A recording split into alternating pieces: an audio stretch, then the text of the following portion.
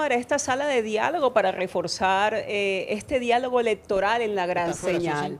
Estamos aquí en la Gran Señal, la gran sinergia de los medios de comunicación del Caribe colombiano. Me sigue acompañando también, además de Anuar Vargas, aquí moderando esta sala, también el analista Julio Maya, que se quedó aquí sentadito, y recibimos también, le damos un cordial saludo al ex registrador por el Departamento del Atlántico, el doctor Orlando Caballero. Y precisamente el tema tiene que ver, Anuar, con relación a este gran reto que tiene cada elección, cada elección que se realiza en Colombia. Y es, las garantías están dadas por parte de la Registraduría Nacional para llevar a feliz término lo que tiene que ver con estas elecciones. Una pregunta en general, doctor Caballero. Muchas gracias por la invitación a la Gran Señal en primer lugar. Y precisamente este ejercicio de comunicación masiva que está haciendo usted, que lidera la Gran Señal, es un indicativo claro de la transparencia que deben tener los procesos electorales en Colombia y en el mundo. Los medios de comunicación juegan un papel importante y conjuntamente con la tecnología que hoy día se le presenta a los ciudadanos desde la organización electoral y del Estado civil, se blinda la elección de cualquier fraude porque se hace público lo que en privado deposita el ciudadano a través del voto, se hace público a través del escrutinio. Hay muchos mecanismos que los vamos a abordar en la tarde de hoy, en donde la organización electoral ofrece la seguridad a través de la informática, de la mismidad del voto que deposita el ciudadano en la urna. Sí, doctor Caballero, buenas tardes. Yo ahorita estaba con Susi recibiendo los informes de los municipios y de las diferentes ciudades del Caribe colombiano, pero estaba muy atento a la intervención y al análisis del doctor Maya también y por supuesto del doctor Páez, que se fue a un receso pero ya va a continuar con nosotros. Yo me quería plantar inicialmente en esta conversación, doctor Caballero, y fuera de micrófonos hablábamos un poco. Raúl Katz habla del ecosistema digital, de las infraestructuras, de los usuarios, de los servicios, de las aplicaciones, en un mundo digitalizado, que usted lo cita en su saludo. Pero si en comunicación se habla en algunos escenarios de lo que es la pedagogía digital, ¿por qué no hablamos también de la pedagogía electoral, pero enfocada a la alfabetización, es decir, a un proceso más complejo, más estructurado, para que el votante y para que toda la comunidad en general y por qué no toda la sociedad pueda saber exactamente qué es lo que está haciendo, qué es lo que se juega en un día tan importante para la democracia en Colombia, particularmente hoy, 8 de marzo, doctor Caballero? Gracias, Anuar.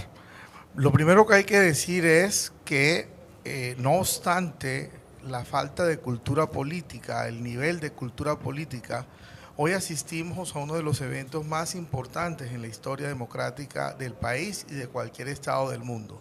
La posibilidad que tienen las personas, indistintamente su condición económica, indistintamente su capacitación, de ir a la urna y escoger al Congreso de la República, que es un órgano de suma importancia en cualquier democracia, toda vez que representa las diversas capas sociales, empresariales y económicas del Estado que representa. Entonces, en primer lugar, es bien importante concluir que por fortuna tenemos una democracia y las personas participan. En segundo lugar, el voto debe ser cada vez más técnico, más serio, más responsable. Katy, y para ello nos tenemos que educar en materia electoral. Infortunadamente, como lo decía en el inicio, la capacitación en materia electoral, la cultura política en general y el conocimiento en el proceso eleccionario en particular tiene o adolece más bien de una capacitación en el ciudadano. A veces el ciudadano va y vota y no sabe cómo lo hace,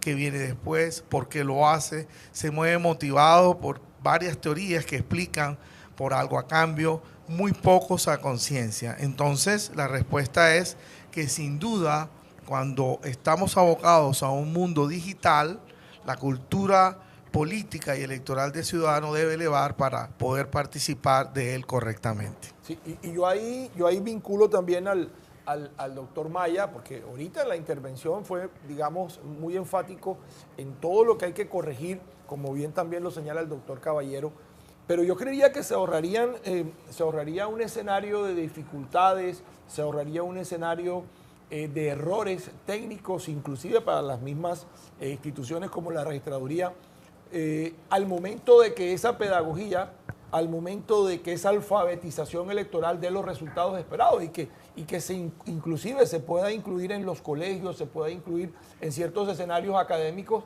para que tampoco podamos nosotros ver a una persona que sale a un sitio de votación y no sabe exactamente lo que está haciendo, sino simplemente está siendo inducido por alguien que le está diciendo lo que debe hacer.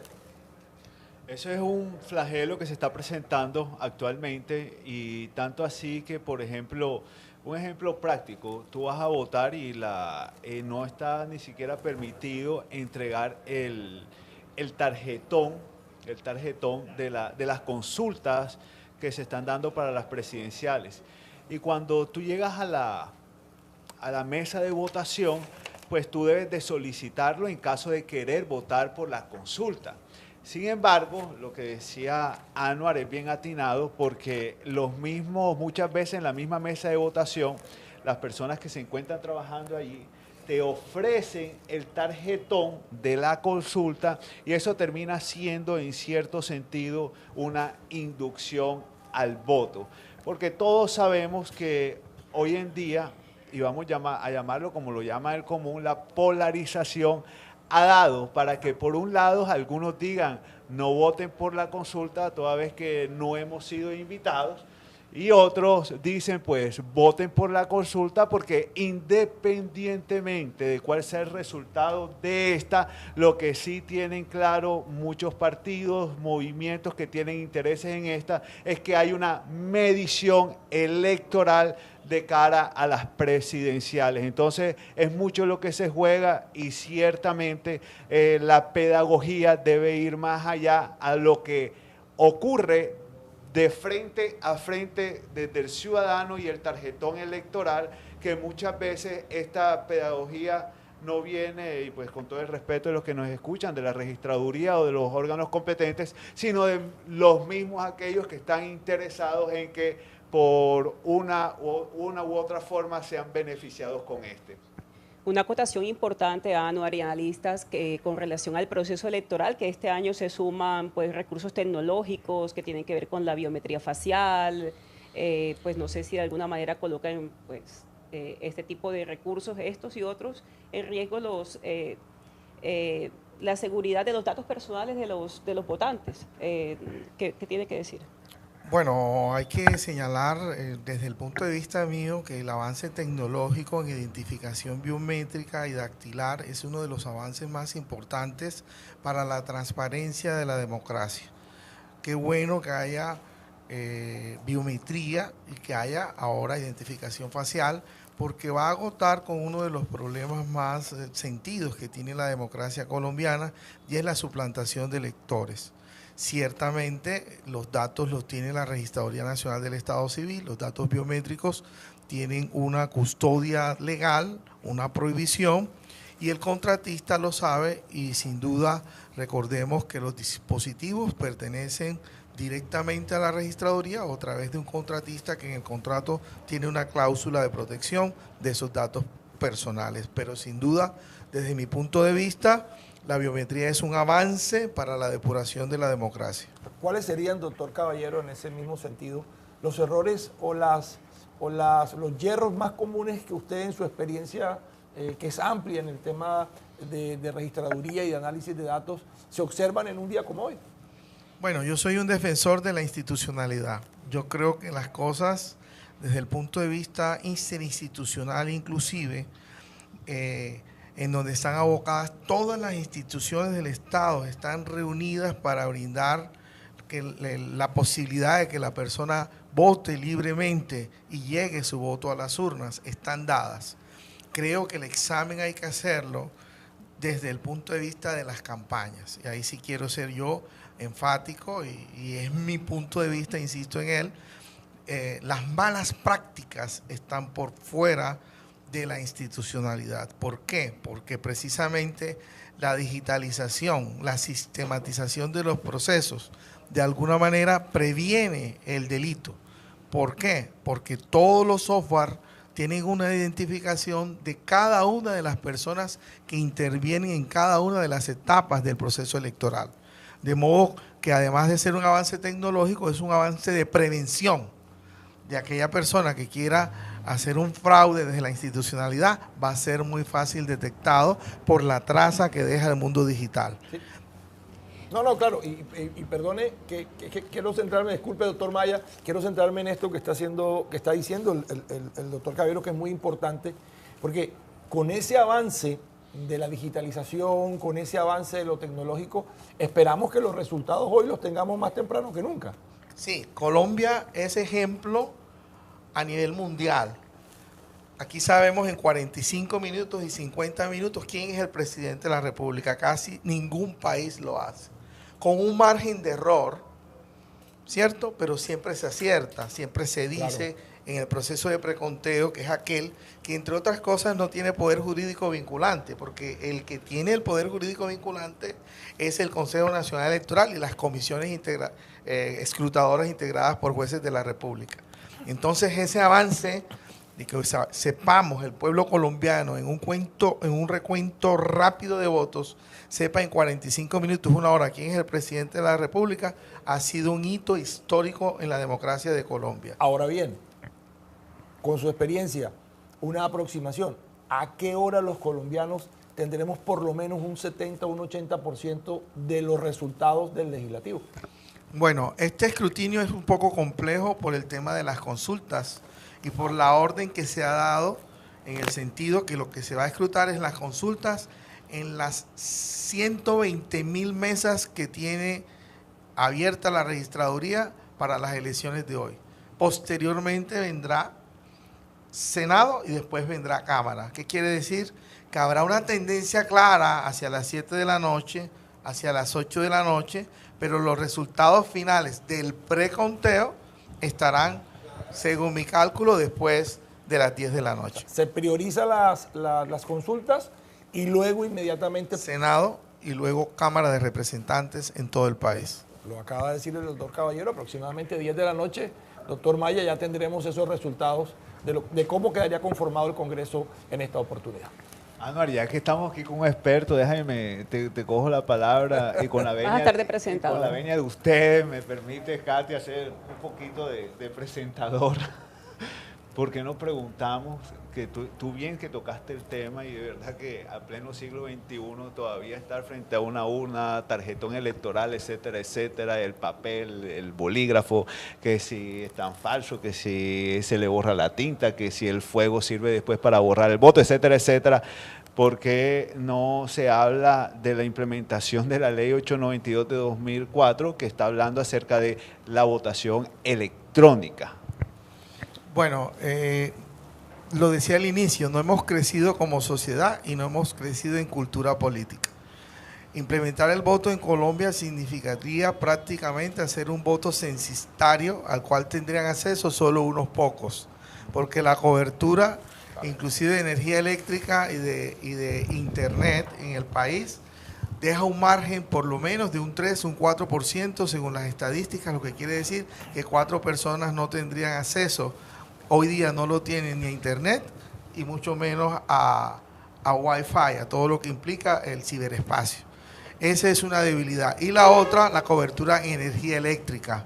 Pareciera mentira, pero en pleno siglo XX en Colombia todavía hay una porción de colombianos y de terrenos que no tienen energía eléctrica. A eso se le suma el analfabetismo digital que tenemos, inclusive las personas que ostentamos algún nivel, digamos, académico, por decirlo de alguna manera, pero la gran mayoría, frente a un dispositivo electrónico y frente al avance acelerado que tiene la informática en el mundo, nos vemos en calzas prietas para abordar un computador de última tecnología, una aplicación, un teléfono de última generación. Eso nos lleva a repensar y de pronto, si queremos hacer de abogados del diablo, a la clase política no le conviene, porque tendría más control, sería más eficiente de alguna manera y se evitaría de alguna manera el manoseo, de que el voto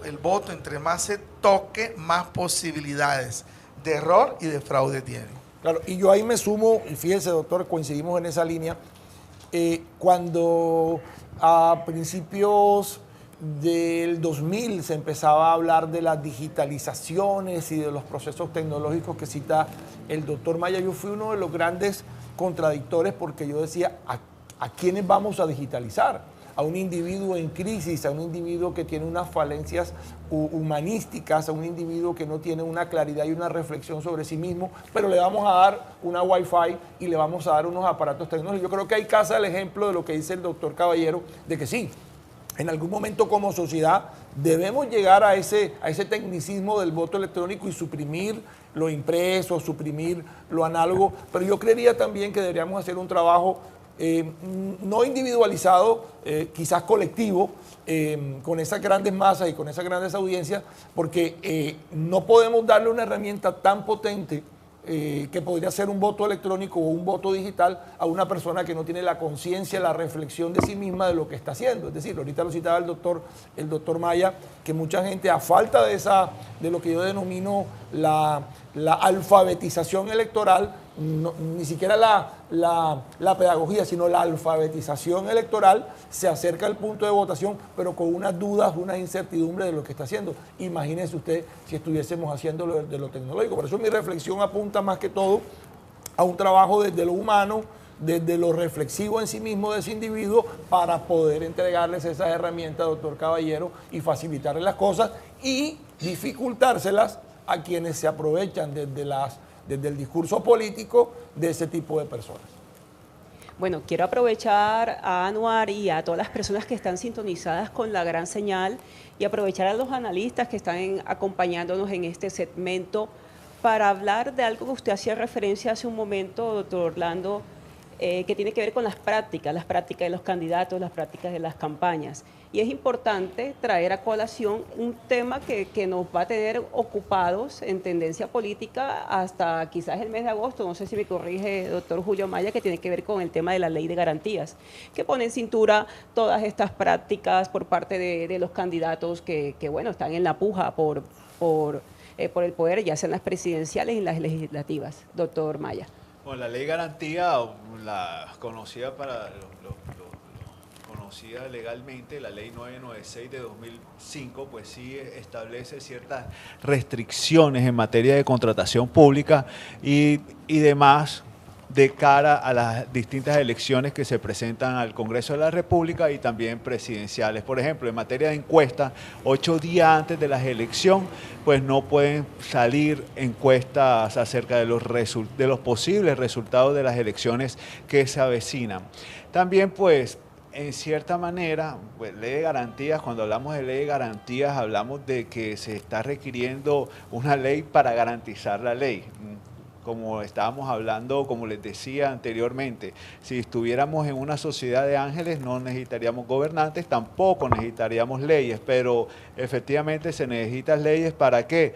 Para que no haya presión, por ejemplo, a los contratistas del Estado a votar por X o Y candidato. Sabremos si es cierto o es mentira que esta ley efectivamente se vuelve una realidad en la práctica. O para evitar, y una ley que existe en todo momento, por el nepotismo. El nepotismo es cuando algunos funcionarios quieren favorecer a su familia particularmente para mantenerse en el poder o para contratarlos y ejercer de esa manera un derecho político y hacer parte de la nómina estatal. Sin embargo, el día de hoy, cuando nosotros vemos cómo se mueve la cosa política, observamos un nepotismo que lo llamaría yo disfrazado. No vemos al gobernante como tal saliendo a hablar, a decir que voten por X o Y candidato, pero manda un mensaje sanguíneo, y lo digo así porque es a través del hijo, a través de la hija, a través del papá. Entonces sale un candidato dialogando directamente con esta línea consanguínea, mandando un mensaje directo de aquel que está ejerciendo el poder de turno, haciéndole la trampa a la ley, como dicen vulgarmente, echa la ley, echa la trampa. Entonces, de cara a las elecciones presidenciales, pues vemos algunas restricciones en materia de contratación pública, como es, por ejemplo, la contratación directa, se cortan inmediatamente los convenios y contratos interadministrativos y demás contratación que impediría el buen ejercicio de la democracia ejercido, valga la redundancia, por los ciudadanos de forma libre. Yo voy a provocar un poco de manera jocosa al doctor Caballero con la siguiente pregunta, que tiene que ver con una obra que presentó usted el año pasado. ¿Cómo elegir, no voy a decir cómo es la pregunta, el presidente correcto, sino cómo elegir el candidato correcto desde la conformación o desde el pensamiento del cumplimiento de un derecho que tiene un ciudadano? Le hago esa pregunta que tiene que ver con su obra, con su libro. Muchas gracias, Anuar, por esa pregunta tan importante y tan afectiva para mí. Lo sé. Sin duda. He venido estudiando la participación política y el comportamiento electoral desde hace muchos años, desde el punto de vista académico y desde el punto de vista práctico y como funcionario. Y definitivamente he llegado a 3 conclusiones. La primera, nos falta crecer como sociedad en cultura política. No sabemos elegir. La segunda, nos hemos conformado con elegir a los peores. Y la tercera, necesitamos emprender un cambio que va a partir no de los candidatos, sino del elector. En tanto el elector no se capacite, no se entrene, no se eduque, no adquiera la libertad para elegir sin ningún tipo de coacción, consciente y reflexivamente, no va a haber un cambio social ni político en el país. En mi obra, Cómo elegir el presidente correcto y no fallar en el intento, que puede ser aplicada a cualquier elección, sencillamente me baso de un modelo matemático cuantitativo y cualitativo. 100 preguntas que debe responder el elector antes de votar. Unas relacionadas directamente con su candidato. 2, una relacionada con los antecedentes judiciales del candidato. Y otra relacionada con los antecedentes laborales de conocimiento. Esas 100 preguntas nos van a permitir acertar más o menos. El error se minimiza cuando tenemos una persona que al responder estas preguntas observamos que no tiene investigaciones, ni él, ni su familia, ni sus socios, que en los cargos que ha ocupado ha dejado obras y que es una persona que tiene condiciones morales, éticas y sociales inmejorables para cambiar aquello de que roba pero hace. Es el menos peor. Ese tipo de conductas que nos han enseñado, esos antivalores que han hecho carrera y que se han normalizado, son los que tienen la democracia en un Estado desde el punto de vista político y de representación en un Estado crítico. Yo creería que ahí también, doctor Caballero, juega un papel importante no solo el Estado, pues como quien debe asumir esa responsabilidad, sino se convierte en una responsabilidad individual de cada individuo, es decir, en el sentido de que yo no puedo permitir esa manipulación discursiva, lo que decía el doctor Maya, de la filialidad sanguínea y del ejercicio de que hay un continuismo porque este es el sobrino, porque es que este es el hermano. Yo creo que y están despertando los jóvenes, pero ahorita también hablábamos del tema de los jóvenes y nos vamos a meter por esa ruta, doctor Caballero, y es que sí hay que hacer ese ejercicio de vinculación de los jóvenes, sí hay que despertarle el interés a los jóvenes para que participen en las decisiones políticas de su país, pero tienen que participar con propuestas serias, con propuestas estructuradas, no montándonos en el fenómeno digital del populismo, de los llamados influenciadores, sino yo creo que desde lo que usted plantea en su libro, desde unas perspectivas más estructuradas, más reales, más que confronten la conducta de quien me está pidiendo que yo lo elija por qué lo voy a elegir, cuáles son sus características, qué representa él para mí, para mi familia, para mi sociedad, para mi grupo al que yo pertenezco, desde mi orientación, por decirlo de alguna manera. Yo creo que ahí viene una gran reflexión que es donde yo, al principio de esta conversación, planteaba la alfabetización electoral. Katia, te comento algo. Estoy feliz de encontrarme en este panel personas que son tan románticas como la democracia como yo. Hay que ser romántico y hay que meterle cariño y amor a la democracia, pero a partir de uno. La responsabilidad es de uno. Infortunadamente nuestros jóvenes han perdido, no tienen el interés por la política, pero además no quieren tener y crear y construir un pensamiento crítico. Y para construir pensamiento crítico debemos partir de la educación. Tenemos un problema grave de educación en el país y un problema grave cultural. Las redes han invitado a ser un joven y a ser ciudadanos facilistas, la vulgaridad, los antivalores, son los que están a la orden del día y son los que penetran a niños cuando el papá le da un celular desde los 7 y 8 años u 8 años, ya el niño tiene acceso a una información que no es formativa. La información no es formativa, sino degenerativa, sin pensamiento crítico. Creemos que lo que vende es lo que está en las redes sociales.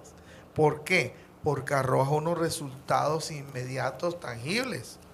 No tengo nada contra los influencers, son geniales, pero la vida va más allá. La vida es más profunda y el tema democrático es central para el cambio de una sociedad que cada día más va hacia los antivalores y a la falta de educación. Sí, yo creo, Katia, que a las 2:33 de la tarde, cuando avanza la jornada electoral en todo el territorio nacional, estos temas, como lo dice el doctor Caballero, de romanticismo político y de romanticismo académico y romanticismo del aula, yo creo que muchas veces dejan esa semilla reflexiva para empezar a recomponer el camino.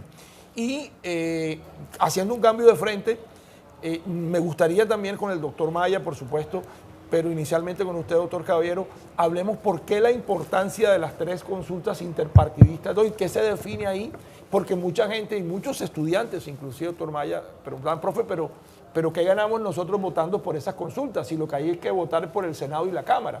Entonces yo creo que hay también que hacer ese trabajo de explicativo, argumentativo, reflexivo también, ¿por qué no? Y que lo diga el doctor Caballero en sus propias palabras, con su experiencia, por qué es importante lo que se está decidiendo hoy en esas 3 consultas. Sí, Anuar, gracias por la pregunta. La institución de las consultas es buena, hace parte de los partidos y las decisiones que deben tomar al interior, pero se han pervertido como todas las normas que son buenas, lo decía bien el doctor Maya, echa la ley, echa la trampa. Qué bueno que los partidos, militantes de los partidos que no existen, abren una consulta donde todo el mundo vota, donde todo el mundo se acomoda para perjudicar, para direccionar una votación. Pero qué bueno que las tengamos. Tenemos que crecer también en la pureza de las consultas. Deben participar las personas que están carnetizadas por un partido. Consultas abiertas son una mentira, son un engaño de participación política, porque se ponen de acuerdo los políticos, los sectores para perjudicar a otros o para acomodarlo, para dividir una votación. La valía, el valor de las consultas estriba en que es el mecanismo para tomar decisiones internas y no para que lo haga solo una persona con la famosa ley del bolígrafo. Los militantes toman una decisión votando por unas personas. Estas serían como una especie de consultas o de primarias, como en los Estados Unidos, que permitirían elegir a los candidatos presidenciales. Muy buenas. Sí, doctor Maya, ¿y qué pasa cuando ya se escojan y esta noche, como le explicaba el doctor Caballero, en ese trabajo arduo de la registraduría se anuncian los ganadores de estas 3 consultas? ¿Qué va a pasar con estas 3 personas? Las consultas son obligatorias para los que están participando en esta, así que el resultado tiene que respetarse. Por un lado, eso es lo primero que tiene que pasar.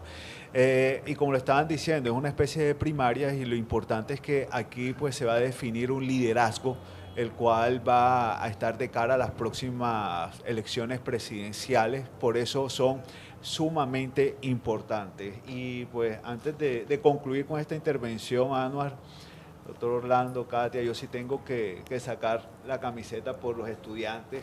Les he hecho un cuentecito. Yo fui representante estudiantil y pues no me puedo quedar callado ante la importancia que tienen los jóvenes en las elecciones y que sí, como muchas personas, algunos pueden ser manipulados y les falta criterio o formación. No podemos dejar de lado la historia constitucional colombiana, donde por ejemplo vemos cómo nace una constitución política en 1991, y me voy a ese eterno romanticismo que podría decir aquí el doctor Orlando que tenemos por la democracia, donde los jóvenes lideran un movimiento llamado el de la séptima papeleta, claro. Y hoy tenemos un Estado social de derecho y al cual le debemos este pluralismo político, porque sabemos que antes de esa constitución solamente teníamos dos partidos en los cuales se disputaban o se jugaban el poder entre ellos,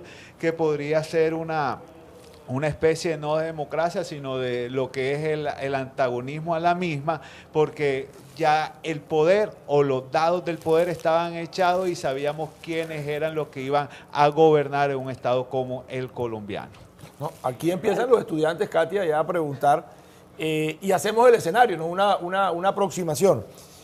Hay dos candidatos que no van a la consulta, que pues no sé si sería prudente citar los nombres, pero bueno, hagamos el ejercicio, el candidato A y el candidato B que no están en la consulta.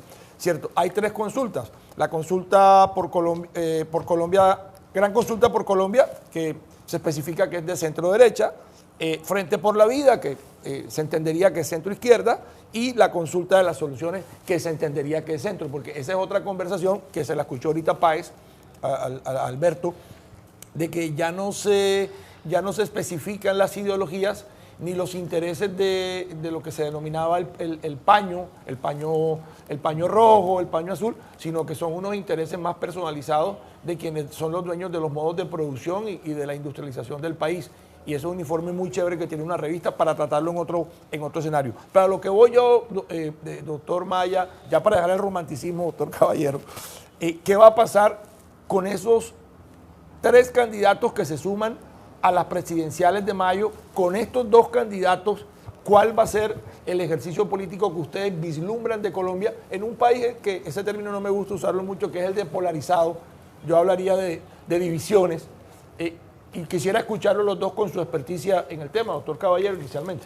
Sí, yo pienso que, como bien lo decía el doctor Maya, las consultas tienen un carácter fundante, son obligatorias. ¿Qué quiere decir? Que estos candidatos tienen que presentarse en la primera vuelta, ¿cierto? No pueden apoyar a otro candidato. ¿Con miras de qué? Con miras que en la segunda vuelta puedan tomarse decisiones de otro tipo. Entonces, el primer efecto que tiene es que son obligatorias en sus resultados. Mandamos la nota acá. ¿Qué conlleva ello? Conlleva a que no va a haber, a mi juicio, yo no creo que haya un presidente en la primera vuelta, en este momento. Claramente depende de las elecciones de hoy. De acuerdo a la composición del Congreso, de alguna manera habrá una influencia tanto en la consulta de cara a las elecciones presidenciales. Y el segundo efecto es que va a permitir, creo yo, que lejos de dividir, unir. Van a quedar al fin dos candidatos en la segunda vuelta que le van a permitir a los colombianos de alguna manera tener unas opciones. Lo que hay que ver es si son presidenciables o no, y eso hace parte de lo que he venido planteando.